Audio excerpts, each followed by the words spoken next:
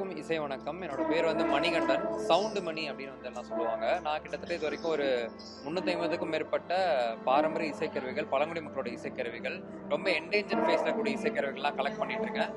அது மட்டும் இல்லாமல் இலக்கியங்களோட ரெஃபரன்ஸ் எடுத்து அதுல இருந்து இசைக்கருவிகளை வந்து நாங்க உருவாக்கிட்டு இருக்கோம். ஸோ எங்களோட டீம் பேர் பார்த்தீங்கன்னா பரம்பரா கலைக்களம் அப்படின்னு வந்து நாங்க இயங்கிட்டு இருக்கோம். இப்போ என் கையில் இருக்கக்கூடிய இசைக்கருவி வந்து திணை சார்ந்த இசைக்கருவி. இந்த இசைக்கருவி வந்து மருத நிலத்துக்கான இசைக்கருவி. மருத நிலம் அப்படின்னு வந்து பாத்தீங்கன்னா வயலும் வயல் சார்ந்த இடம். அப்படிப்பட்ட ஒரு இடத்துல இது வந்து மரக்கா படியா பயன்படுத்துவாங்க. காலப்போக்கில் இது வந்து ஒரு இசைக்கருவியா பயன்படுத்திருக்காங்க. அதோட இசை தான்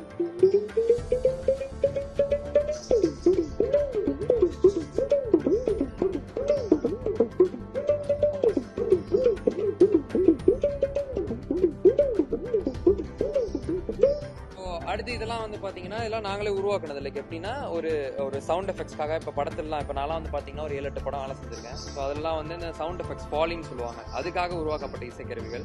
இப்போ அதிகமான ஒரு காற்று சத்தம் இருக்குன்னா அது வந்து இதை வச்சு தான் உருவாக்குறோம்.